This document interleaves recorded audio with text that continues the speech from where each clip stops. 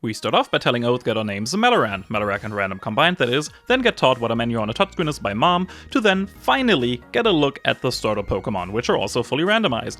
We have the choice between Metang, Bagon, and Jirachi, the Steel-type Pokemon. With a base stat total of 600, the obvious choice is Jirachi. Yeah, I'm allowing legendaries for this. This is a randomizer run. This is a fun run. This is not like a super serious hardcore Nuzlocke, but let's see where it takes us. Our opponent gets a Bagon, which is just fair. All three choices would have been really strong, but that does mean that while this battle's pretty easy, a Salamence is on a very far future, so that's kinda scary. We then tell the police that the criminal has a funny name, which is Dingus, and then move on to our first encounter of the Nuzlocke, which is Ariados. Good lord, this thing's so awful. Oh well. Let's talk about something else then. The naming scheme. It's the proper names of stars. Don't sue me for mispronouncing any of these. This is Iolos, and Jirachi is going to be called Cassiopeia. I just thought the idea is neat. I won't read out every encounter as a lot of them weren't used, but you can see how many star names you recognize along the run from the encounters that were used. Anyway, our second encounter is not fantastic either. It's a Chimecho. It's kinda redundant with Cassiopeia around. Let's just go to the next encounter, which is... a new road. Salad! This is only my third Nuzlocke, but I kinda keep getting audacious in these. I will always call you guys Salad no matter what, and no matter how much use you get. Welcome back, buddy. Glad to have you. After accidentally murdering our Dark Cave encounter, we arrive in Violet City, where Sprout Tower awaits us. The Pokemon we find here would not disappoint, as it was a Dodrio, which already knows Peck. Fantastic early game sweeper. This will be a great addition to the roster. Its speed stat is incredible. We now arrive at the first gym, which is notoriously easy, and it was randomized into the bug type. Yeah, we'll not show you Dahlem the Dodrio eating 2 bugs. We got the first batch without any issue. Moving along. On the next route, we find ourselves head-to-head with a wild Starmie, which I catch and I'm happy to have. We do have a lot of psychic types now, but Starmie stats are incredible, and water type is always great to have. Welcome aboard, Shelock. Let's explore the Elf Ruins while we're close to them. The Unona is surely randomized, right? Never mind. Our cave encounter wasn't anything to write home about, but right after it, we find a Piplup, the perfect opportunity to name you Polaris. But man, we do have like a billion steel types now, huh? One incredibly easy double battle later, we find ourselves in the presence of Bugsy, who is now a grass-type gym leader. Would have loved to just sweep with Dahlem, but he got paralyzed early on, so we need to improvise a little and use our small little Cassiopeia to help out against this Leafeon. Seriously, it used like a billion sand attacks, and that was very, very annoying. We then face off against a Blossom, which doesn't stand a chance against the star of the show, netting us the second gym badge. This alerts Dingus, who must have heard of us beating Bugsy, as now he wants to see what he can do against our team. I'm feeling great about myself right now, so surely his Bagon and the rest of his crew, such as this Psyduck, hilarious, will be easy pickings, right? Yeah, out comes the, it's a Shelgon now. Well, that's not too big of an issue. Let's replicate our very first battle and just confuse it to death. Yep, that works. And oh my god, he has a Celebi. Yeah, that made me pause in my tracks for a second there, and I'm just going to go for a Wish, predicting that it's going to do something damaging, and then go for some confusions. But right, it's Psychic Grass type. So now I go for some Swifts. It spams heal bells, so I guess it doesn't have any super effective or even normally effective moves, and we just win. Okay, that looked scarier than it was apparently. Right after that, we run right into a Riolu, which rouses my spirits. Lucario would be an insane team member, I just hope it evolves quickly. After solving a bird-based puzzle designed for 8-year-olds, we get awarded with the HM for Cut, which we promptly teach to Salad, otherwise we can't progress the game. A quick trek through the forest later, we find ourselves in Goldenrod City, which houses one of the most infamous trainers in all of Pokemon, Whitney. Will the randomizer be kind to me? I sure hope it will. I don't want to get Miltanked to death. As it turns out, she's got a fighting-type gym, so it's easy to once again stick to the double team of Cassiopeia and Dahlem. Single confusion takes out the Makuhito, which prompts its evolved form Hariyama to come out. Okay, that's a chunky boy, but I can just keep confusing, except that I get whirlwinded. Okay, sure. I anticipate a heal at this point, so I go for a sleep powder, and at this point I really don't want to stay in with Salad, so I just swap to Dahlem and think to myself, single peck will probably finish it, right? It does not. And more pecks just prompt her to heal more, and she goes for a Vital Throw. No! Vital Throw crit? God damn it! I was doing so well as well. Dahlem was like my best team member outside of like Cassiopeia. This was quite the misplay, and I really need to stop relying so much on speed-ups as it makes me miss vital information on Vital Throws. Too soon? Yeah, too soon. We take it out with whatever, Shelock, Water Gun, sure, whatever is faster, and we grab the third badge. And as you know, all stars come from heaven, but did you also know that when they die, they return to heaven as well? Rip Dahlem, you were gone too soon, and you were a real one. I seriously miss this guy. I'm actually kind of getting emotional even recording this in post. Aw, I really wanted to get this guy to the Elite Four. We have to keep moving though, so maybe I just need, I don't know, a distraction. Oh right, it is Tuesday. Let's go for a fun bug catching contest. What is the bug? Regice. Weird bug, but would be cool if I could capture it. Pure ice types rule. And I mean, oh god, it knows explosion! That was close. Okay, I'm leaving this contest. This is dangerous for all involved parties. I will sue the owner of this establishment. What the hell, man? One failed lawsuit later. That didn't work. Oh well. Let's keep going by watering this tree, which turns into a cat. Sure. Oh hey, Aquatic City. Nice. I want to help some folks, so, let's help this lady. And oh god, lady, the guy threatening you has a legendary. What did you do to D-Rocket, ma'am? Thank us, the lady tells us of a burnt down tower with funny looking dogs inside of it. So we go there and who else but Dingus shows up. He wants a rematch, once again. I'm pretty sure this is not going to be too... I'm sorry, but he had a Wingull. Yeah, he also has a Leafeon. This guy has been trouble in the past and he's trouble once again. Good lord. I got sand attacked like a billion times there. I finally kill it with Cassiopeia. Shelgon comes out, and we just Psychic it again. This 1v1 is always going in our favor, I swear. This is very nice. And out comes the Giraffarig. Huh. That's all you have? Man, so far you're not much of a rival, you're just a random trainer, I swear. Can you please evolve your Shelgon into a Salamence so that I look more impressive when I defeat you? Thank you. The dogs left after we looked at them, and while they were funny, I did enjoy the encounter. We got quite a bit more. Crobat can be pretty good. After that, we went into the gym, and as it turns out, they also have legendaries. Legendary ice birds in this case. Good lord. Okay, yeah, this is an ice-type gym. We have a lot of good Pokemon against ice types, especially a Riolu. This should be totally easy. Okay, he starts off with a Swinub, we Force Palm it, it explodes, sure. He then sends out a Walrein. Good lord, okay, now I'm afraid. Walrein's impressively tanky. It does land an Aurora Beam, which does a lot of damage. The Force Palm will not kill, I'm very sure of that. Yeah, it doesn't even do half, but we do get the Paralysis. You go, Riolu. Seriously, good job. I swap to Cassiopeia, it gets paralyzed, and I use a Thunder, which hits. So far, this has been crazy good. And out comes a Mamoswine. Okay, this thing is scary. Like, Mamoswine has really good stats, and it can learn some pretty good moves as well. But I think it doesn't have any Ground-type moves, so I go for Psychic. It does have a Ground-type move, though, which is Mud Bomb, but it only does 1/3. Sadly, it also lowers our accuracy, so I swap to Citadel, our newly acquired Golbat.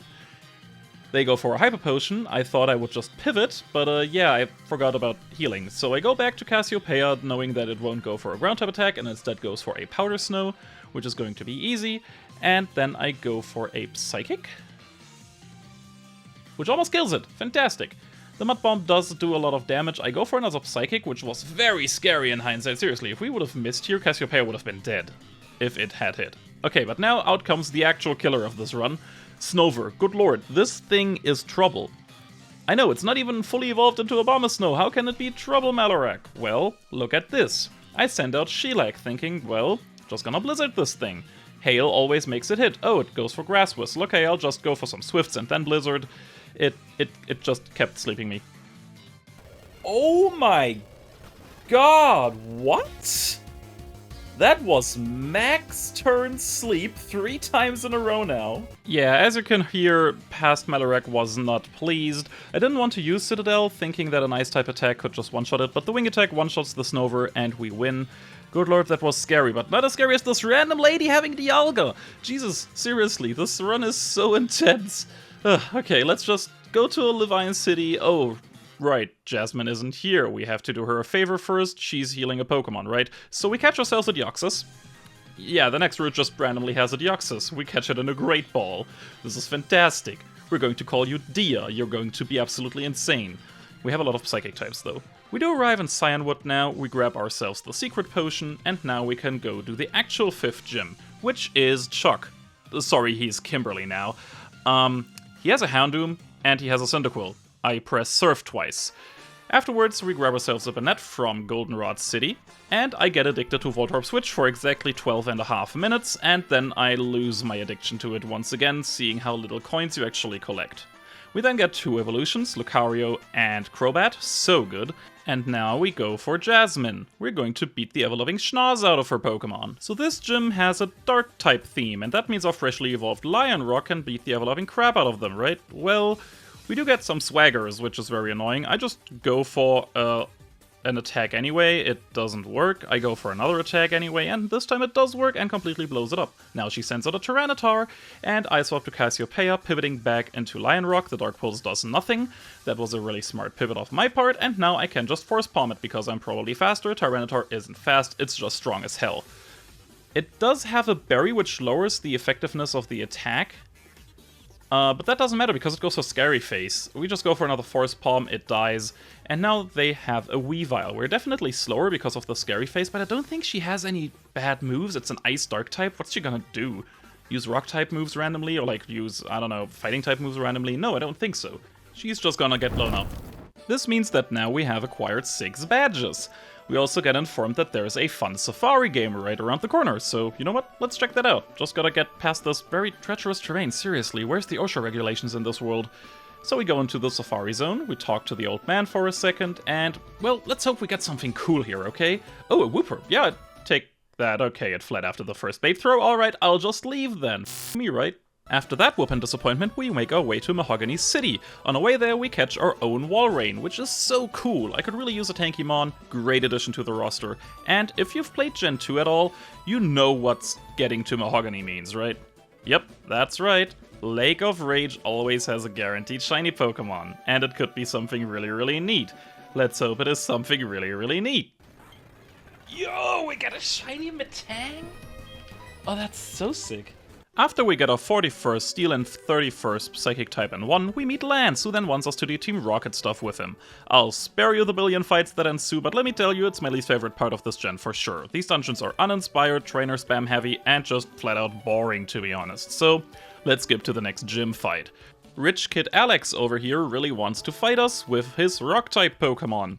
I brought a Hitmonlee that I found in the Team Rocket HQ. It used a bunch of Brick Breaks, it used a bunch of High Jump Kicks, it used a bunch of more Brick Breaks. I mean, what do you want me to tell you? They were all down in one hit thanks to some Meditate setup. After fighting through the radio tower filled with, you guessed it, more Rocket Grunts that randomly have legendaries, we face off against the head of this operation, Noelle. Yeah, not Team Rocket's strongest showing, that's for sure. We then find more random trainers with Gen 4 legendaries and head off to the 8th gym's town, Blackthorn. To get there we need to cross Ice Path, and let me go on a little tangent, will you? Modern Pokemon games, especially Sword and Shield, have reduced the amount of navigation puzzles quite a bit. I know these aren't super popular, and HMs don't help with the negative reception, but if you just made HMs items to use and kept the puzzles, I'd really love these. They shake up the gameplay super well, and these ice puzzles especially are fun in my opinion. Thanks for coming to my TED Talk. After healing my Pokemon and stocking up on some healing items, we then face spinning puzzles. Hell yeah! I take way too long for these considering I'm an adult, but I highly appreciate them. Okay, jokes aside, we now face our final gym challenge, Claire. Sorry, I meant Kimberly, of course. This is a Ghost-type gym, and since I don't really have any good Dark types, I went with Copernicus the Charizard as a starter. It knows Fire Blast, and with some RNG, we hit the Rotom, and I'm pretty sure this is going to one-shot. Oh yeah, it does. Very nice. She then sent out a Shuppet, which is much weaker than Rotom, so Fire Blast one-shots. Once again, very nice. She then sends out a Gengar, and I hate Gengar, they are awful.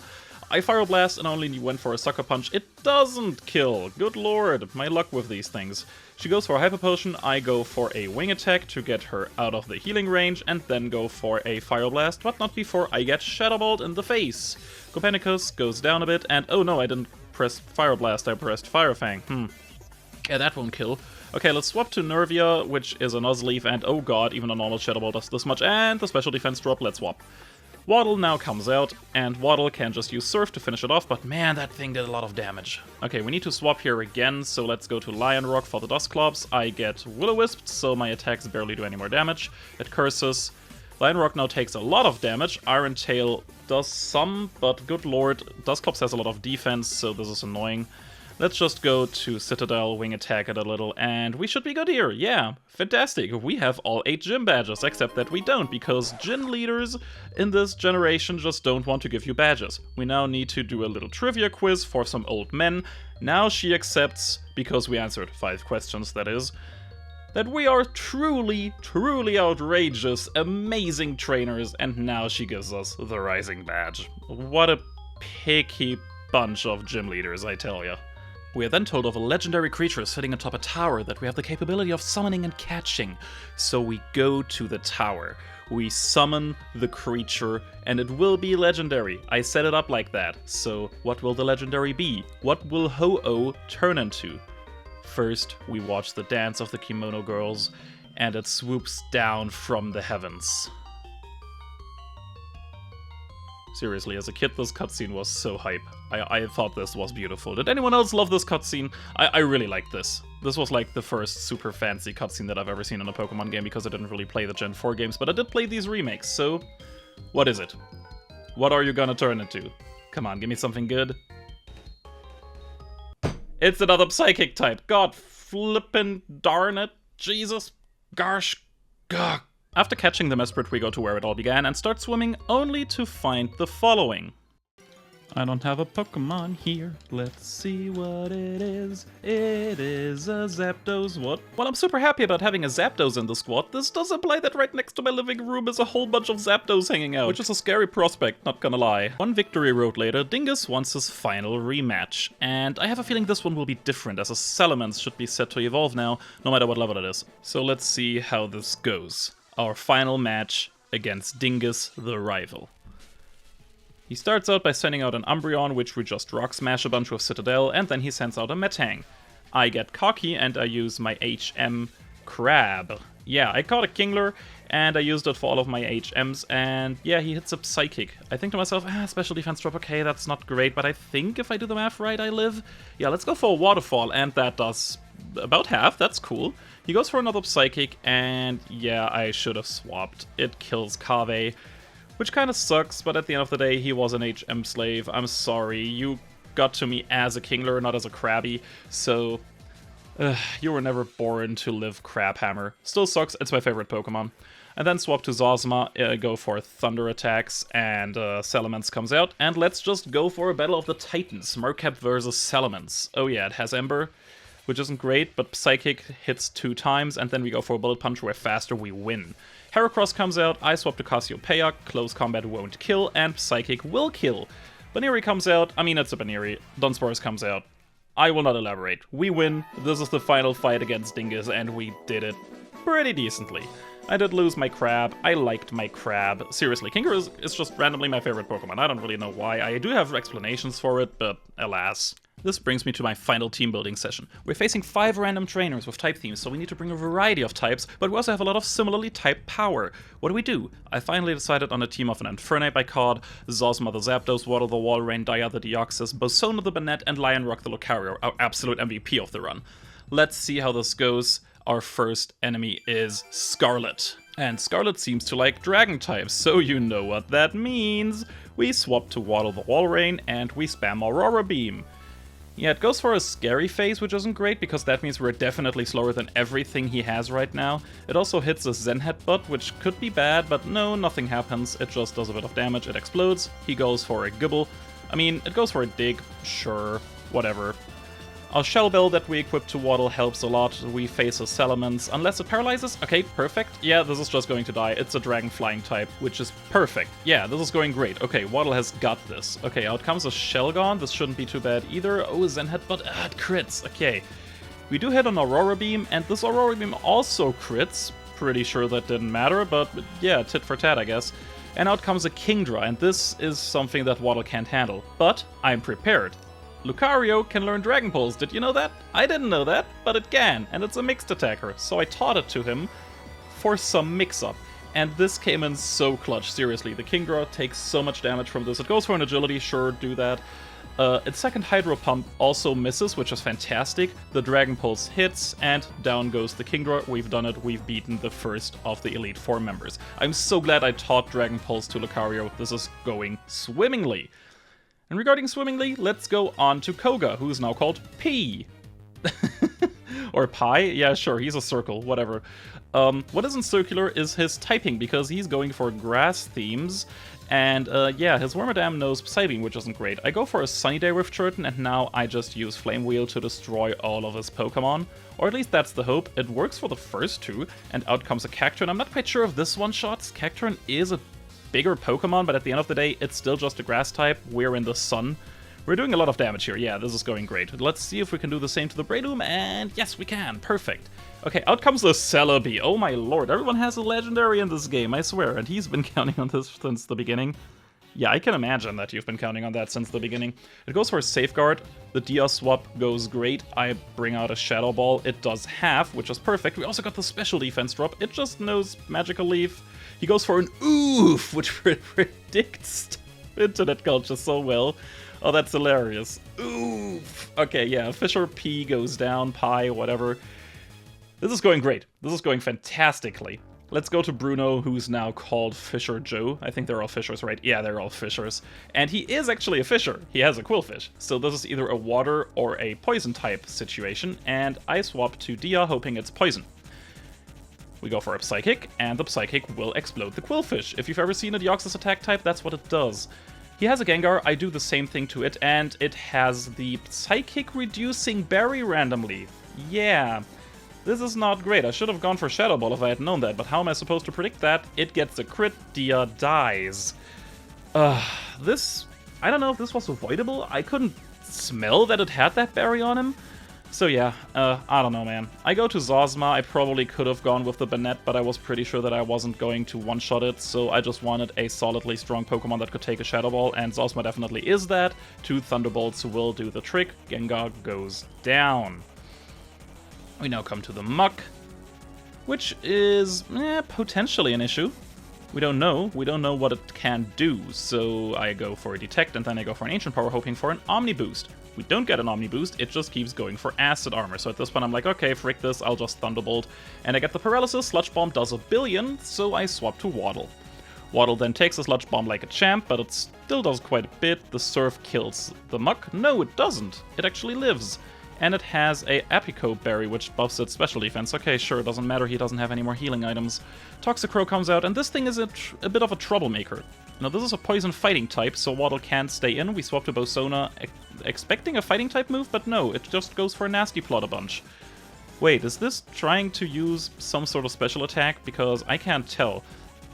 Yeah, try to go for a Poison Jab anytime soon, right? Yeah, there it is. It tried to go for a Poison Jab. And I anticipate that it goes for another one, and I'm faster. This is based on base stats. I actually looked up what a Toxicroak would be like right now, but I miscalculated one thing. Natures. Lion Rock has a nature that reduces its speed. Apparently this Toxicroak has one that increases its speed. One of the two will be true. I don't know, I can't tell. But yeah, Churton is finishing the job, and I'm sad at this point. Lion Rock didn't have to die. Dia, yeah, sure, but like, man, I checked the base stats of the Pokemon, and it still was wrong because of natures. Natures matter. I learned something today. Did I want to learn that? I mean, I'm always glad for any experiences that I learn, but at the end of the day, I really would have rather had Lion Rock than a lesson. Oh well, it's time for Fisher Florentino, and guess what? Karen normally uses Dark types. She still does. Which is pretty hilarious, because that means that this Honchkrow is just going to be Omni Boost attempt fodder. Yeah, Zosma goes for an Ancient Power, and we don't get the Omni Boost, but we do get a crit, which kills the Honchkrow. Now we have a Tyranitar in front of us, which is not great, because this thing probably knows some Rock-type attack, with which it's going to completely annihilate Zosma. So I swap to Waddle, hoping to go for a Surf. This would have, by the way, been the perfect moment for a Lucario. Yeah, that does like about a third.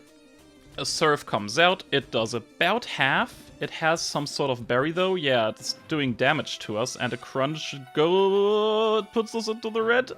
And the Sandstorm almost kills us, but only almost. We still have our Wall Rain, I'm so glad for that. I swapped to Churton, being pretty certain that it's gonna be faster. See what I did there? And yeah, fighting type moves are super mega effective against Tyranitar, it goes down. We now face a Nuzleaf. I considered swapping out if it was something dangerous, but no, Nuzleaf is not dangerous. And yeah, out comes a Murkrow. Murkrow isn't too bad, but I'm pretty sure we can't one-shot it at this point, and if we can, then I don't want to risk it. It also would have mean-looked, which would have not been great. So yeah, let's go with Zosma, go for another Ancient Power, and oh! Another bird. Yeah, Ancient Power again, Thunderbolt, whatever. We did it! We beat all 4 Elite Four members, and we still have 4 Pokemon left.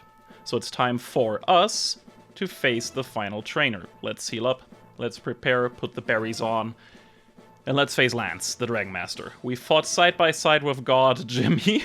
What? God Jimmy? Who starts with a Buizel. And yeah, God Jimmy starts with a Buizel. What a godlike move. I get cocky here, and I go for an Ancient Power, trying to get an Omni boost, but to no avail, I don't get one, but it goes for Razor Wind. Sure, I'll just try to go for another Omni boost, I don't have any more PP left after that anyway. Out comes a Cloyster, I can't do any more Ancient Powers, which is good, because I probably would've.